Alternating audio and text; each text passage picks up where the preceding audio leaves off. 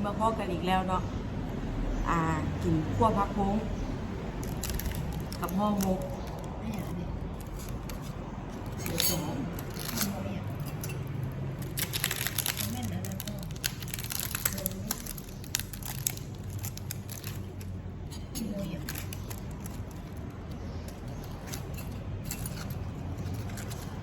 ปิ้งชิ้นแห้งปิ้งชิ้นแห้งปิ้งชิ้นแห้งเด้อมาได้กินข้าว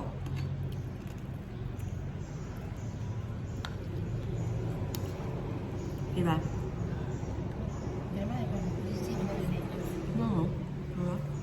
มา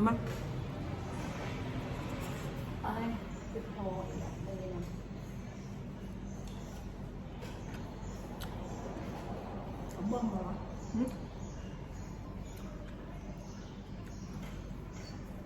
มุกเนี่ยเลยข้าวมก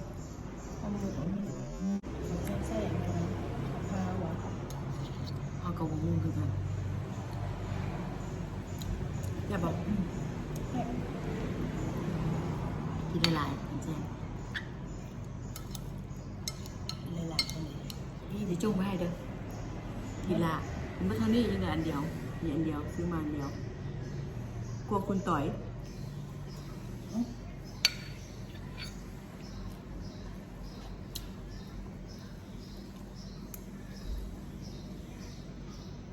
พวกกระเพาะ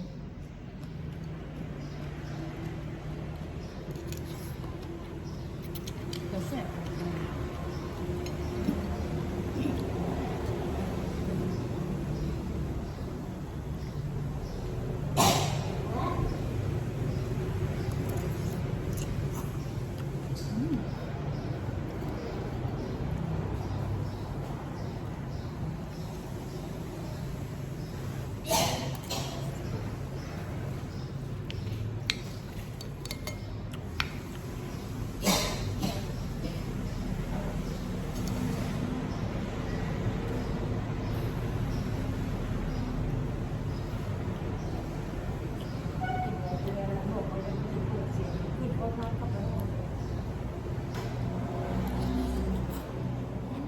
กินข้าวมื้อละเทื่อเนาะพัดคือบุกแล้วถึงเทื่อเดียว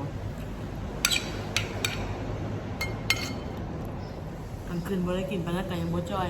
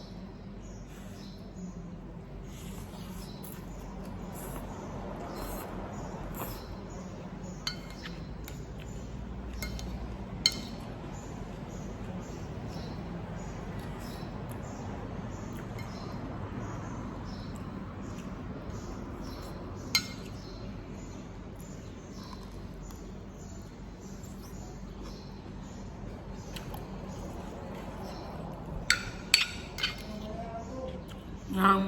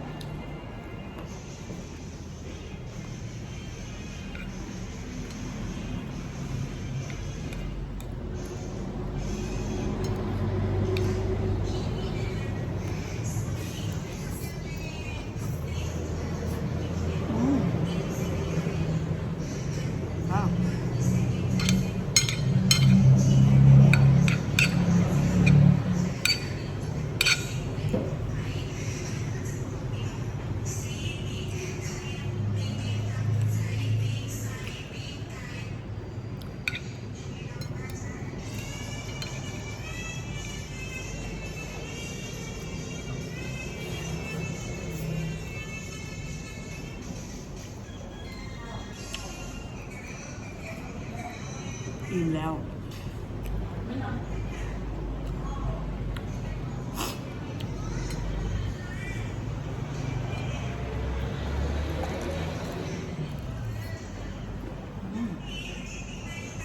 กินไก่แก้ว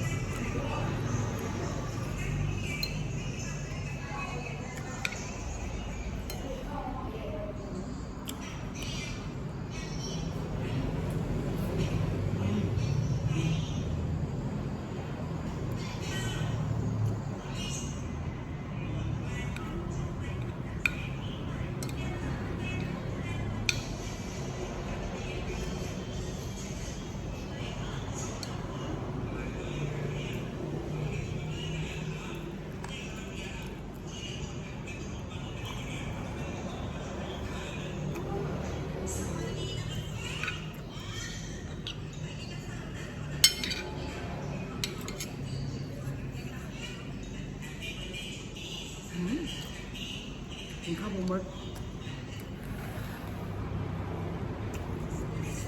โอเควันนี้ก็ขอลาไปแต่เพียงเท่านี้เนาะมีคนติดตามเพิ่มเลยเด้อขอบใจหลายๆดีใจสุดๆเลยทำไมดี